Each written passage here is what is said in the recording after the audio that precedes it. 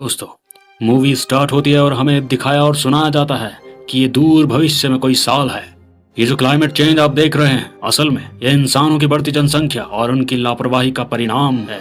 इंसानों ने अपनी अय्यासी और फिजूल की जरूरतों को पूरा करने के लिए इस पृथ्वी नाम के ग्रह को कहीं का नहीं छोड़ा। जमीन रेगिस्तान बन हवा में उड़ रही है, बंजर हो चुकी है। आसमान से पानी गिरना मानो अब नामुमकिन सा हो गया है। बारिश देखे हुए एक अरसा गुजर चुका है। भूखमरी और बीमारियों के चलते धरती से ज्यादातर इंसान खत्म हो चुके हैं और जो बचे हुए हैं वो गुलामों से भी बदतर जिंदगी जीने को मजबूर हैं। ऐसे में कुछ जिंदा लोगों को अभी भी उम्मीद है और ये इस खत्म होती पृथ्वी को सांसें देने में जुटे हैं। यहाँ हरी घाटी में वही कुछ जिंदा लोग हैं जिनमें से एक फ्यूरियोसा अपनी सहेली के साथ अपने बागीचे में घूमने आई है। तभी उन्हें कुछ फल दिखते हैं और उन्हें तोड़ने के लिए फ्यूरियोसा पेड़ पर चढ़ती है। अभी वह फल तोड़कर उतर ही रही थी कि तभी उसकी नजर कुछ शिकारियों पर पड़ती है। ये किसी जानवर का शिकार कर उसको अपने खाने के मुताबिक काटने में लगे थे। अब फ्यूरियोसा अपनी सहेली वेलकरी को चुप रहने को कहती है, मगर ये अपनी सीमा से बाहर चली आई है। मौका देख फ्यूरियोसा उनकी बाइक्स के पेट्रोल पाइप काट देती है ताकि बाई चांस अगर शिकारी उनको देख भी ले तो ये उनसे बचकर भाग सके। इनमें एक ने उसको पकड़ लिया, लेकिन फ्यूरियोसा बहुत तेज थी। उस दरिंदे को चाकू मार विसल बजाकर भाग निकलती है। दोस्तों, ये विसल खतरे का सिग्नल है जिसे हरी घाटी के लोग खतरा भांपकर अपने लोगों को सावधान करने और मदद बुलाने के लिए बजाते हैं। अब आगे भागने का रास्ता खत्म हो जाता है और फ्यूरियोसा पकड़ी जाती है।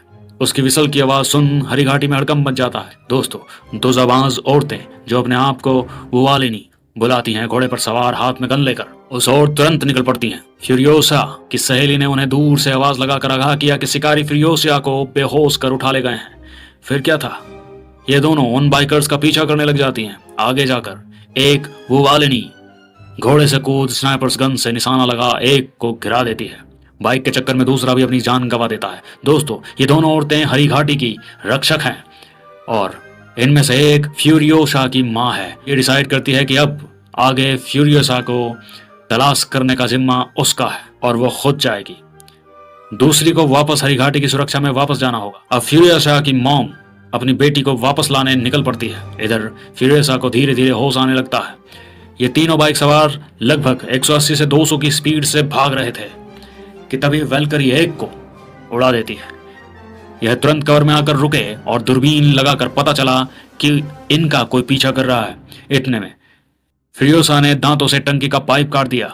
यह अपने साथी के बाइक का टंकी लेकर रेत उड़ाते हुए निकल पड़ते हैं ताकि वह स्नाइपर की गोलियों से बच सके। पीछे से आ रही वेलकरी ने जब थंडर बाइक को देखा तो अपनी बाइक छोड़ उसे ठीक कर आगे बढ़ती है। दोस्तों, यह थंडर बाइक गर्म रेत पर हवा से भी तेज चलती है। इसकी स्पीड का कोई जवाब नहीं। उधर पाइप कट करने की वजह से उनकी बाइक कुछ दूर जाकर ही बंद हो जाती है। वो उसे ठीक करने में लग जाते हैं। तब तक फ्यूरियोसा भाग जाती है, मगर अफसोस दूसरे बाइक वाले ने उसे दबोच लिया और अपने पीठ के बल बांधकर निकल जाता है। अब वह अपने कबीले के बहुत करीब थे। जब फ्यूरियोसा की मां को लगा कि वह उसके हाथों से निकल गए तो वह टीले पर जाकर स्नाइपर से एक की खोपड़ी खोल देती है, मगर दूसरा बहुत चतुर था। वह अपने बचाव में फ्यूरियोसा को पीठ पर बांध लेता है और बचकर निकल जाता है। उसकी खुशी देख उसके काफिले के लोग हैरान थे। वो उन्हें बताता है कि आज उसने एक ऐसा जहां देखा जहां पानी, अनाज, फल, पेड़ पौधे, हरियाली, जानवर सब कुछ है। इससे पहले कि वह अपने मालिक डिमेंटस को यह खबर पहुंचाता, फ्यूरियोसा उसकी सांस की नली काट देती है। वह अच्छे से जानती है कि ये कातिल वैसी दरिंदे हरी घाटी पर कब्जा कर लेंगे। फ्यूरियोसा को तुरंत इस काफिले के मालिक डिमेंटस के पास ले जाया गया। उसके चमचों ने डिमेंटस को बताया कि यह लड़की जहां की है वहां साफ पानी, खाना, जन्नत जैसा सब कुछ है। और डिमेंटस फ्यूरियोसा की सेहत को देख यह समझ गया था कि हो न हो यह बात सच है। उस आदमी को पूछताछ के लिए बुलाया गया, मगर वो कुछ बोलने की हालत में नहीं था। तो ये लोग उससे नक्शा बनवाने के लिए या फिर दिशा पूछने के लिए उल्टा लटका देते हैं ताकि उसकी सांस की नली से खून बाहर निकल जाए और वो कुछ बता पाए। अभी वो एक लकीर भी नहीं खींच पाया था कि उससे पहले ही फ्यूरियोसा ने उसकी आखिरी सांस भी छीन ली। डिमेंटस को उसके मरने से कुछ फर्क नहीं पड़ा क्योंकि उसे अच्छे से पता है कि आगे क्या करना है। उसने फ्यूरियोसा की खातिरदारी में अपनी सबसे बेहतरीन लड़की को लगाया। इसके कुछ देर बाद ही उस रेगिस्तान में भयंकर तूफान उठने लगा। इसी का फायदा उठाकर फ्यूरियोसा की माँ वहां पहुंच जाती है और टेंट में पहरेदारी कर रहे पहरेदार को मार देती है और इसके बाद अंदर घुस जाती है। दोस्तों, फ्यूरियोसा की खातिरदारी में लगी लड़की उसके सामने गिड़गिड़ाने लगती है। वह कहती है कि वो इसके बारे में किसी को नहीं बताएगी, इसलिए वो उसे जिंदा छोड़ देती है। जो कि उसकी सबसे बड़ी भूल थी, क्योंकि ये बाहर जाकर सबको खबरदार कर देती है। एक स्नाइपर गोली चला देता है जो जाकर उसके सेकंड वाले फ्यूल टैंक पर लगती है। काफी दूर निकलने के बाद इन्हें गाड़ियों की आवाज सुनाई दी। अगर ये ऐसे ही हरी घाटी की तरफ भागते रहे तो दुश्मन इनके पीछे पीछे इनके घर तक पहुंच जाएगा। फ्यूरिसा कहती है कि आखिर ये हमें ट्रैक कर कैसे रहे हैं। इसलिए माँ ने बेटी फ्यूरिसा को निशानी के तौर पर एक बीज दिया और बोली कि चाहे उसे जितना टाइम लग जाए, हर हाल में उसे घर लौटना होगा। फ्यूरिसा ने अपनी माँ की यह बात गांठ बांध ली और बाइक लेकर चल पड़ी। तब तक डिमेंटस अपने खोजी कुत्ते और काफिलों को लेकर इनके काफी करीब आ चुका था। फ्यूरिसा की माँ ने अंतिम सांस तक उनसे लोहा लिया, मगर उनकी तादाद हजारों में थी। उनसे पार पाना मुश्किल नहीं, नामुमकिन था। आखिरकार वो पकड़ी गई, उसे जिंदा पेड़ पर बांधकर टांग दिया गया। वहीं फ्यूरिसा अपनी माँ को छोड़ भाग न सकी और वापस आकर वो भी पकड़ी गई। अब डिमेंटस उसकी माँ को उसके सामने ही बहुत टॉर्चर करता है ताकि वो कहाँ से है बता दे। उन्होंने उसे जिंदा जलाना शुरू किया, फिर भी उसने मुंह नहीं खोला और अपने लोगों की खातिर अपनी जान दे दी और फ्यूरिसा को बंदी बना लिया गया। अगले दिन यह फिर से हरी घाटी की तलाश में निकले। तभी आसमान में फ्लेयर गन के लाल धुएं को देख इनका काफिला उस और मुड़ गया। वहां जाकर इनको एक सफेद टकला मिलता है जिसके सिर में तीर लगा था, इसलिए शायद उसका माथा फिर गया था और उसे लग रहा था कि वह वैल्हैला में है। डिवेंटस ने उसे यकीन दिलाया कि अभी वह जिंदा है और पूछा, क्या तुम किसी ऐसी जगह को जानते हो जहां हरियाली, खाना और साफ पानी हो? उसने बताया कि वह जहां से आया है वहां सब कुछ है। यह सभी उसके बताए गए रास्ते पर चल दिए। अनगिनत घंटे सफर करने के बाद इन्हें वह जगह मिल गई। यह किसी विशाल किले जैसा था जहां के लोग भुखमरी के शिकार थे। डिमेंटस ने यहाँ के कर्ता धर्ता को चैलेंज किया कि अब से वह यहाँ का मालिक है, या तो वह हथियार डाल दे या फिर मरने के लिए तैयार हो जाए। उसके 1000 जांबाज खूंखार सैनिक खून बहाने के लिए और उन्हें मारने के लिए मरे जा रहे हैं। तभी इस नायाब किले का मालिक इमोर्टल जो सामने आया। वो किसी खास तरह का सूट पहने हुए था जिससे वो सांस ले पाता था। इससे पहले दोनों पार्टियों में जंग छिड़े इमोर्टल जो के प्यादे ने एक नमूना पेश किया। उनके एक इशारे पर उनका एक जाबाज हंसते हंसते उसके लिए शहीद हो गया। ऐसे ही इमोर्टल जो के पास 900 से ज्यादा जंगबाज हैं जो उसके एक इशारे पर उसके लिए जान दे सकते हैं और जान दे भी सकते हैं। दरअसल ऐसा इसलिए था क्योंकि इमोर्टल जो ने उन जंगबाजों को ब्रेन वॉश किया हुआ है, जिससे उनको लगता था कि इमोर्टल जो के लिए लड़कर मरने पर उन्हें जन्नत नसीब होगी। वल्हैला एक तरह का जन्नत है। माना जाता है कि सिर्फ रणभूमि में शहीद होने वाले जंगबाज ही वहां जा पाते हैं। देखते ही देखते इमोर्टल जो के जंगबाज उन पर बारूदी फाला लेकर टूट पड़ते हैं। डिमेंटस के काफिले में भगदड़ मच जाती है। यहाँ से भागने के अलावा दूसरा कोई और चारा डिमेंटस के पास नहीं था। वो क्रेन से इनकी गाड़ियों तक उठा ले जा रहे थे। इससे पहले कि वह फ्यूरिसा को गाड़ी सहित उठा ले जाते, डिमेंटस देख लेता है और उसे ऊपर जाने से तो बचा लेता है, मगर नीचे की सुरंग में जो आदमखोर औरतें थी वो फ्यूरिसा को अपनी खुराक बनाने के लिए झपट पड़ती हैं। किसी तरह डिमेंटस उसे यहाँ से भी बचा लेता है और बचकर भाग जाता है। इसके बाद ये किले पर निगरानी रखने लगे, जिससे इनको एक और नई जगह की खबर लगी जिसका नाम था डीजलगढ़। इमोर्टल जो डीजलगढ़ वालों को साफ पानी, फल और खाने की कुछ और सामग्रियां देता था और बदले में उनसे डीजल लेता था। टैंकर भर डीजल लेकर वो जैसे ही डीजलगढ़ से बाहर निकले, डिमेंटस के लोगों ने उन पर हमला कर दिया और सबको मारकर टैंकर लूट लिया। मगर ये इतने से संतुष्ट न था। डिमेंटस पूरा डीजलगढ़ कब्जा करना चाहता था। ये अपने काफिले से जितने टकले थे उनको इमोर्टल जो के जंगबाजों की तरह तैयार करता है और ऐसा सीन क्रिएट करता है जैसे कि डीजलगढ़ वालों को देखने से लगे कि इमोर्टल जो के टैंकर के पीछे लुटेरे लगे हैं। लेकिन इनका प्लान फेल मालूम पड़ रहा था। ये डीजलगढ़ के मेन गेट के काफी करीब जा चुके थे, मगर डीजलगढ़ के शासक इमोर्टल जो के भाई ने अब तक दरवाजा नहीं खोला। तो डिमेंटस अपने ही लोगों पर हमला करने लगा ताकि सब कुछ रियल लगे। उसकी ये तरकीब काम आई। डीजलगढ़ का गेट खुल गया, मगर बाकी लोग अंदर नहीं जा सके। अगले पल जो जंगबाज टैंकर में छिपे थे उन्होंने इमोर्टल जो के भाई को बंदी बना लिया। पलक झपकते ही ये डीजलगढ़ पर कब्जा करने लेते हैं। डिमेंटस ने तुरंत इमोर्टल जो के पास एक पैगाम भेजा। अपने भाई की उंगली को अच्छी से पहचान कर वो डिमेंटस को अपनी बात रखने का मौका देता है ताकि यहाँ बुलाकर वो उसकी गर्दन काट सके। पर डिमेंटस बहुत चालाक और शातिर था। अपने बचाव में इमोर्टल जो के भाई तथा डीजलगढ़ को उड़ाने का बंदोबस्त करके आया था। उसने सबसे पहले यही बात बताई कि अगर वह शाम तक वापस जिंदा डीजलगढ़ नहीं लौटा तो उसके लोग डीजलगढ़ को तबाह कर देंगे। इन्हीं सब बातों के बीच डिमेंटस के हाथ से हथियार छूट गया, जिससे इमोर्टल जो के भाई की तुरंत मौत हो गई। अब इमोर्टल जो कहता है क्या चाहिए तुम्हें? क्योंकि डीजल से ही उसकी सारी मशीनें चलती हैं, जमीन से पानी निकाल, फार्मिंग वगैरह सब कुछ उसी पर डिपेंड है। डिवेंटस कहता है कि बात ऐसी है कि अब से डीजल गढ़ पर डिवेंटस की हुकूमत होगी। टैंकर तेल के बदले उसे डबल अनाज और डबल फल, सब्जियां, सब कुछ दोगुना चाहिए। इमॉर्टल जो के पास उसकी बात मानने के सिवा दूसरा कोई चारा नहीं था। इतने में उसकी नज़र फ्यूरियोसा पर पड़ी। इस डील के तहत वो उसे और एक डॉक्टर को अपने पास रख लेता है, नहीं तो लड़ाई की धमकी देता है। दरअसल इमॉर्टल जो की काफ़ी सारी बीवियां थीं, मगर उनमें से आज तक किसी ने भी उसको एक स्वस्थ बेटा नहीं दिया जो उसके इस राजपाट का उत्तराधिकारी बने।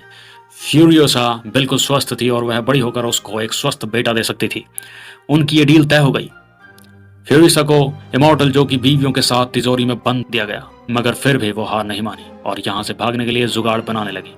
उसने सर के बाल काट डाले और उनसे एक विंग बनाकर पहन ली। उसी रात इमॉर्टल जो का बेटा विक्टस उसे उठा लेके जाता है। ऐसा लगता है जैसे उसकी नीयत खराब हो गई हो। उसके हाथों पर बने नक्शे को देख वो कुछ समझ पाता, इतने में वो हाथ छुड़ाकर भाग निकली। विक्टस उसे पकड़ नहीं सका और यह बात सबसे छुपा लेता है। कई वर्ष बीत गए। फ्यूरियोसा उन्हीं में लड़का बनकर काम करती रही। वो हर काम में माहिर थी, इसलिए समय समय पर उसका प्रमोशन होता चला गया। उसके साथ काम करने वाले उसे गूंगा समझते थे। इतने सालों तक एक लफ्ज बोले बिना कोई कैसे रह सकता है। वो दिन भी आ गया जब उसे जंगी टैंकर पर काम करने का मौका मिला। लोड कर ये डीजल गढ़ के लिए रवाना हो चले। इन सब में बड़ा ओहदा जंगी टैंकर चलाने वाले का था, जिसका नाम था जैक, जो आज तक टैंकर को ठिकाने तक सही सलामत पहुंचाने में कभी फेल नहीं हुआ। मगर आज का कुछ कहा नहीं जा सकता, क्योंकि खोपड़ी गैंग के खूंखार लुटेरे टैंकर लूटने के लिए पीछे पड़ चुके हैं। उनके पास एक से बढ़कर एक हथियार है। देखते ही देखते वो इन पर टूट पड़ते हैं। दोनों गुटों के बीच भयंकर युद्ध छिड़ जाता है। फ्यूरियोसा का इस जंगी टैंकर पर पहला ही दिन था। उसे टैंकर के नीचे लटकाया गया ताकि जरूरत पड़ने पर वो सब कुछ ठीक कर सके, और लग रहा था कि पहला दिन ही उसका आखिरी दिन बन जाएगा। किसी तरह बचकर वो ऊपर चढ़ी। अब तक उनके बहुत सारे सफेद जंगबाज मर चुके थे। इसके बाद फ्यूरियोसा और जैक खोपड़ी गैंग के छक्के छुड़ा देते हैं। अगले सप्ताह ये माल लोड करके बुलेट बाग की ओर निकल चलते हैं। बुलेट बाग वो जगह है जहां पर गोला बारूद और हथियार बनाए जाते हैं। यहाँ के शासक का नाम है ऑर्थर, जिससे है खाने पीने की चीजों के बदले हथियार का लेन देन करते हैं। बुलेट बाग से ये हथियारों का जखीरा लेकर सही सलामत लौट आए। वहीं एक साथ काम करते करते जैक और फ्यूरियोसा के बीच दोस्ती पनप जाती है। वो दोनों काफी करीब आ गए। एक रोज फ्यूरियोसा ने उसे अपने घर लौटने का नक्शा दिखाया, जिसे उसने बचपन में बनाया था। जैक उसके साथ जाने के लिए तैयार हो जाता है, मगर तकाजा था तो सही वक्त का। अगले सप्ताह इन्हें माल लेकर डीजलगढ़ जाना था। वहां के हालात कंट्रोल के बाहर थे। पर्याप्त खाना न मिलने की वजह से भूखे लोग टैंकर पर टूट पड़ते हैं। इनके सामान को लूट लिया, बदले में एक बूंद डीजल भी नहीं मिला। किसी तरह यहाँ के शासक डिमेंटस ने उन्हें सही सलामत बाहर निकाला और इस भुखमरी के मसले को सुलझाने के लिए आज से 3 दिन बाद डीजलगढ़ में एक मीटिंग रखने को बोला, जिसमें वीरानगढ़, डीजलगढ़ और बुलेट बाग के शासक मिलकर इस मसले पर बात करेंगे। जैक उसका यह मैसेज लेकर लौट आया। जब पता चला कि डीजलगढ़ वालों ने इनका टैंकर लूट लिया और डीजल भी नहीं दिए, तो इमॉर्टल जो के दोनों बेटों पर खून सवार हो गया। ये चाहते थे कि वो डिमेंटस को जान से मार दें, पर एक डर यह भी था कि अगर उसने डीजलगढ़ उड़ा दिया, उसको दोबारा बनाने में पीढ़ियां लग जाएंगी। यही कारण था कि डिमेंटस इतना उत्पात मचाने के बाद भी जिंदा था। लेकिन अब बहुत हुआ। इस बार वो उसे मीटिंग के दिन दबोच कर उसका किस्सा खत्म कर देंगे। इसमें उनके साथ बुलेटगढ़ का शासक आर्थर भी इनके साथ मिला हुआ था, और जैक को आदेश दे दिया गया कि वह जंगी टैंकर लेकर बुलेट बाग जाए और पूरा टैंकर हथियारों और गोला बारूद से भर करके लाए। इस बार वो मिलकर डिमेंटस का गेम बजा देंगे। जैक जंगी टैंकर लेकर बुलेट बाग के लिए रवाना हुआ। अपने लोगों से एक कार में खाने पीने का सामान और बाइक वगैरह लोड कर फ्यूरियोसा को जंगी कार से भेजता है। सफर खत्म कर ये बुलेट बाग में प्रवेश करते हैं। तभी मेन गेट पर ही इन पर हमला हो जाता है। दोनों तरफ से धड़ाधड़ गोलियां चलने लगती हैं। ये दोनों उनसे जब तक पार पाते, पीछे से डिमेंटस के लोग काफिले लेकर इनकी तरफ धावा बोल देते हैं। मतलब देखा जाए तो उसने इनके साथ खेल कर दिया था। 3 दिन पहले उसने बड़ी चतुराई से वीरानगढ़ में मीटिंग रखी ताकि बुलेट बाग के शासक आर्थर मीटिंग में चले जाएं, और उनकी अनुपस्थिति में उसने बुलेट बाग पर कब्जा कर लिया। इससे पहले कि वो इन तक पहुंचे, जैक जंगी टैंकर लेकर उन पर टूट पड़ता है। वहीं फ्यूरियोसा उसे दूर से कवर देने के लिए हिलने तक का मौका नहीं दे रही थी। अगर सर दिखा तो समझो खेल खत्म। किसी तरह यह पहले उसकी पोजीशन पता करते हैं। फिर डिमेंटस एक प्यादे को कवर बनाकर रॉकेट लॉन्चर से फ्यूरिसा को शूट कर देता है। यह देख जैक टैंकर से उस टावर को ही गिरा देता है जिस पर डिमेंटस मौजूद था। किसी तरह वो अपने आप को बचाया। दूसरी तरफ फ्यूरिसा की किस्मत भी अच्छी थी, वो उस हमले में बाल बाल बच गई। वहीं पर एक मोटरसाइकिल थी जिसे लेकर ये दोनों अपने कार तक पहुंच जाते हैं और हरी घाटी की ओर निकल पड़ते हैं। डिमेंटस अपनी ट्रक से इनका पीछा करने लगता है। ये लोग ज्यादा देर तक उससे भाग नहीं सके। एक दूसरे के बराबर आते ही दोनों तरफ से गोलियां चलने लगी, जिसमें डिमेंटस का एक प्यादा मारा गया। जैक को भी गोली लगी, जबकि दोनों गाड़ियों के बीच आकर फ्यूरिसा का एक हाथ लगभग कट ही जाता है। ये दोनों पकड़े जाते हैं। डिमेंटस का गुस्सा सातवें आसमान पर था, क्योंकि इन दोनों ने मिलकर उसके सपने को चकनाचूर कर डाला था। उसने सोचा था कि बुलेट बाग पर कब्जा करके वो वीरानगढ़ को भी जीत लेगा, लेकिन अफसोस इन दोनों ने सब कुछ तबाह और बर्बाद कर दिया था। इन्हें इनकी सजा मिलेगी और इतने भयानक की रूह कांप जाए। फ्यूरिसा को उसके टूटे हाथ के सहारे लटकाकर बांधा गया ताकि वो अपने साथी की दुर्दशा अच्छे से देख सके। फिर जैक को बाइक के पीछे बांधकर चारों तरफ गोल गोल घुमाया जाने लगा और अंत में डिमेंटस ने उस पर अपने शिकारी कुत्तों को भी छोड़ दिया। ये उसे मरने के बाद भी घसीटते रहे। हर तरफ रेत ही रेत उड़ रहा था। ये बर्बरता होते न जाने कितने घंटे बीत चुके थे। उसके चित्रे भी खत्म हो चुके थे। अब बारी फ्यूरिसा की थी। मगर जैसे ही वो फ्यूरिसा को सजा देने के लिए चलते हैं, उधर फ्यूरिसा अपना हाथ काटकर भाग चुकी थी और डिमेंटस को मिलता है सिर्फ उसका एक हाथ। उसे हर तरफ सर्च किया जाता है लेकिन पकड़ नहीं सके। किसी तरह भागकर वो वीरानगढ़ के किले पहुंच जाती है, मगर वहां भी मंजर डरावना था। फिर वो अपनी पहचान बताती है कि वो प्रिटोरिया फ्यूरियोसा है। तब जाकर उसे ऊपर ले लिया गया। वहीं इमोर्टल जो और बाकी लोग समझ नहीं पा रहे थे कि डिमेंटस खुद मीटिंग रख के मीटिंग में आया क्यों नहीं। ऊपर से डीजलगढ़ में धुआं देख इनकी अलग ही कहानी चल रही थी।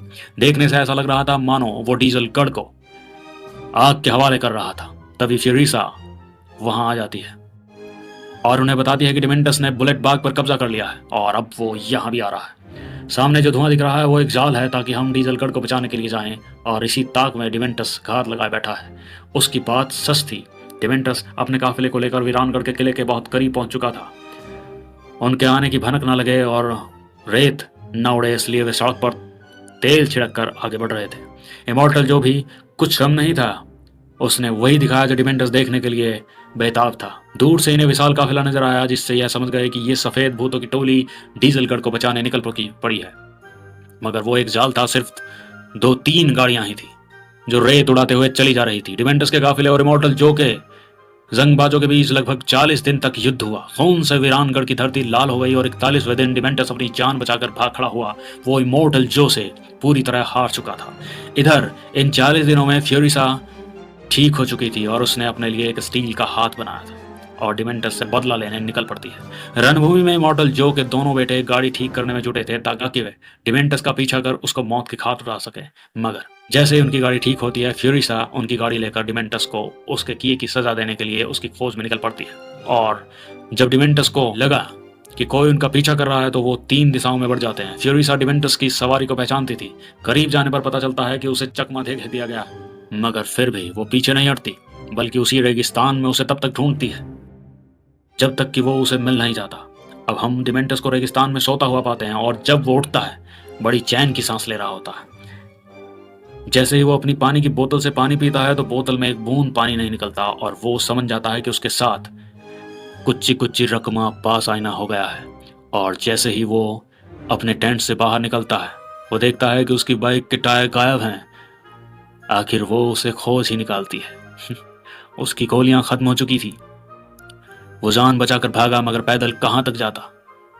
हार थक कर वो सरेंडर कर देता और फ्यूरिसा के कदमों में अपना सर झुका देता है। मगर चालबाज डिमेंटस उसके जूते से चाकू निकाल उस पर वार करने को ही हाथ उठाता है कि वह देखता है कि ये चाकू नहीं बल्कि चाकू का चिस्ता मात्र है, उसमें चाकू नहीं था। और इस बार फिर डिमेंटस मानो अचानक उसके बवासीर के मस से फूट चुका। अब फ्यूरिसा उसका अच्छा इलाज करने वाली है और उसे मारने से पहले अच्छे से याद दिलाती है कि वो कौन है। उसने उसकी मां को जिंदा जलाया था, जिसकी भरपाई उसे करनी पड़ेगी। वो कहती है कि मेरी मां और मेरी जो जिंदगी बीती है वो मुझे वापस चाहिए। डिमेंटस कहता है वह चाहे जो कर ले, उसकी मां तो लौटने से रही। वो उसे मारकर भले ही बदला पूरा कर ले, फिर भी वो मंजर उसके जहन से नहीं निकलेगा। वो इस पीड़ा में जिंदगी भर तड़पती रहेगी, पर डिमेंटस आज सुकून से मर जाएगा। फ्यूरियोसा ने उसे मारा नहीं बल्कि ऐसी सजा दी जिसको देख किसी की भी रूह कांप जाए। उसने उसे जिंदा रखा, उसकी आखिरी सांस तक ऐसी भयानक सजा दी जो कभी किसी ने न सुनी न देखी।